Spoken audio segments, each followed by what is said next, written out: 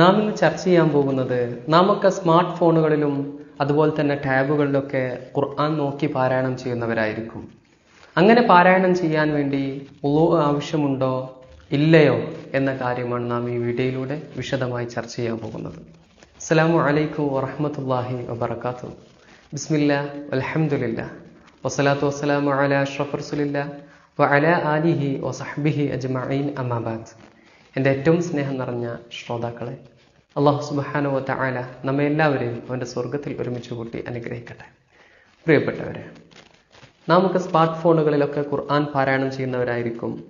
അങ്ങനെ ഖുർആൻ പാരായണം ചെയ്യുമ്പോൾ വുളൂ നിർബന്ധമുണ്ടോ ഇല്ലയോ എന്ന കാര്യങ്ങളാണ് നാം വിശദമായി ചർച്ച ചെയ്യാൻ പോകുന്നത്. നമുക്ക് ഖുർആൻ ഓതാൻ വേണ്ടി വുളൂ നിർബന്ധമില്ല. നമുക്ക് ഒരുപാട് സൂറത്തുകൾ മനഃപ്പാഠം ഉണ്ടാകും. യാസീനും അതുപോലെ തന്നെ മറ്റു സൂറത്തുകളൊക്കെ മനഃപ്പാഠം ഉള്ളവരുണ്ടായിരിക്കും. അവർക്കൊന്നും അത് കാണാതെ മനഃപ്പാഠമുള്ള സൂറത്ത് ഓതാൻ വേണ്ടി വുളൂ നിർബന്ധമില്ല. അത് നമ്മൾ പ്രത്യേകം മനസ്സിലാക്കി വെക്കണം. പിന്നെ വുളൂ നിർബന്ധമുള്ളത് എപ്പോഴാണ്? അത് ഖുർആൻ എഴുതപ്പെട്ടത് തൊടാൻ വേണ്ടിയിട്ടാണ്. ഖുർആൻ തൊടാൻ വേണ്ടിയിട്ടാണ് വുളൂ നിർബന്ധമുള്ളത്. ഖുർആൻ കയ്യിൽ പിടിച്ചുകൊണ്ട് നോക്കി ഓതുമ്പോൾ വുളൂ നിർബന്ധമാണ്. അതിന് നമ്മുടെ വീട്ടിലുള്ള ചെറിയ ചെറിയ ഖുർആനിന്റെ ഏടുകൾ ഉണ്ടാവും. ചെറിയ സൂറത്തുകളുള്ള, അതുപോലെ തന്നെ 1 ജുസുള്ള 2 ജുസുള്ള, അങ്ങനെ ചെറിയ ചെറിയ ഖുർആനുകളൊക്കെ ഉണ്ടാകും. അതൊക്കെ തൊടാൻ വേണ്ടി, അതൊക്കെ എടുക്കാനും അതിൽ നോക്കി ഓതാനൊക്കെ എന്ത് വേണം? വുളൂ നിർബന്ധമാണ്. അത് പ്രത്യേകം നമ്മൾ മനസ്സിലാക്കി വെക്കണം. ഇത്തരം കാര്യങ്ങളൊക്കെ ചെറിയ എക്സെപ്ഷൻസ് ഉണ്ട്. അത് നമ്മൾ ഇവിടെ ചർച്ച ചെയ്യുന്നില്ല. ചെറിയ കുട്ടികളുടെ കാര്യത്തിലൊക്കെ ചെറിയ മാറ്റങ്ങളുണ്ട്. അവർക്ക് പഠനാവശ്യങ്ങൾക്ക് വേണ്ടി, പ്രായപൂർത്തിയാവാത്ത കുട്ടികൾക്ക് എന്ത് ചെയ്യാം? പഠനാവശ്യങ്ങൾക്ക് വേണ്ടി ഖുർആൻ എടുക്കാം. വുളൂ ഇല്ലാതെ എന്ത് ചെയ്യാം? ഖുർആൻ എടുക്കാവുന്നതാണ്. ചെറിയ കുട്ടികൾക്ക്, പ്രായപൂർത്തിയാവാത്ത ചെറിയ കുട്ടികൾക്ക് അവരുടെ പഠനത്തിന് വേണ്ടി എടുക്കാവുന്നതാണ്. അത് നമ്മൾ മനസ്സിലാക്കി വെക്കണം.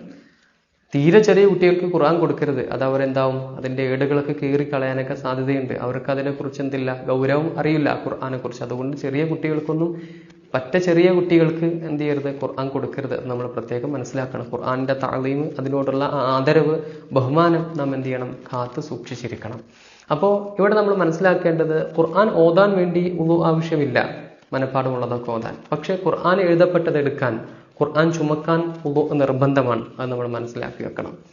അപ്പോൾ നമുക്കൊരു സംശയം വരുന്നത്, നമ്മൾ സ്മാർട്ട് ഫോണുകളിലും മറ്റുമൊക്കെ ഖുർആൻ ഓതുന്നവരാണ്. അവിടെ നമുക്ക് വുളൂ വേണോ ഇല്ലയോ എന്ന കാര്യത്തിലാണ്. പിന്നെ നമ്മൾ ഇതിൻ്റെ ഇടയിൽ മനസ്സിലാക്കേണ്ട ഒരു പ്രധാനപ്പെട്ട കാര്യമുണ്ട്.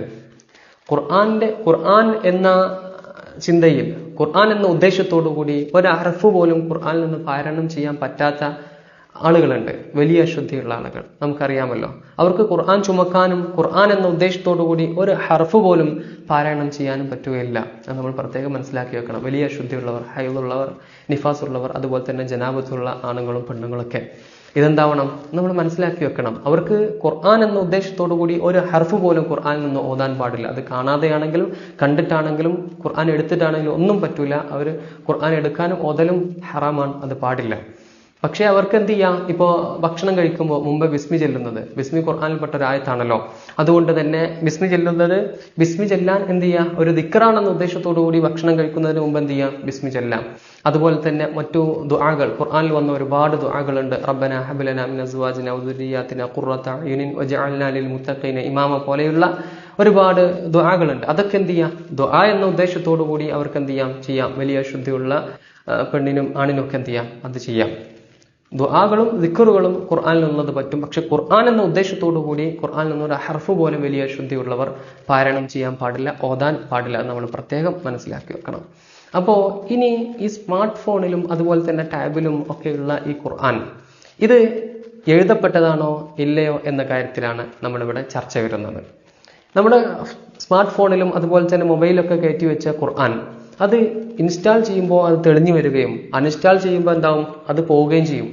അത് നമ്മൾ മിനിമൈസ് ചെയ്താൽ പോകും. അതുപോലെ തന്നെ ഡിലീറ്റ് ചെയ്താൽ, PDF ഫയലുകളൊക്കെ ആണെങ്കിൽ ഖുർആനിന്റെ അത് ഡിലീറ്റ് ചെയ്താൽ പോകും. അതുപോലെ തന്നെ ആപ്പുകളാണെങ്കിൽ, അതുപോലെ തന്നെ സോഫ്റ്റ്വെയറുകളാണെങ്കിലൊക്കെ എന്താവും? അത് അൺഇൻസ്റ്റാൾ ചെയ്താൽ അത് പോകും. അത് ഇൻസ്റ്റാൾ ചെയ്യുമ്പോൾ നമ്മൾ ഫോണിൽ വരികയും ചെയ്യും. അത് മൊബൈലിലും ടാബിലും ഒന്നുമുള്ള ആ ഖുർആൻ, അതിന് ആപ്പാണെങ്കിലും PDF ആണെങ്കിലും എങ്ങനെയാണെങ്കിലും മറ്റു രീതിയിലാണെങ്കിലും ഒക്കെ അത് എഴുതപ്പെട്ടതായിട്ട് പരിഗണിക്കുന്നില്ല എന്നതാണ്.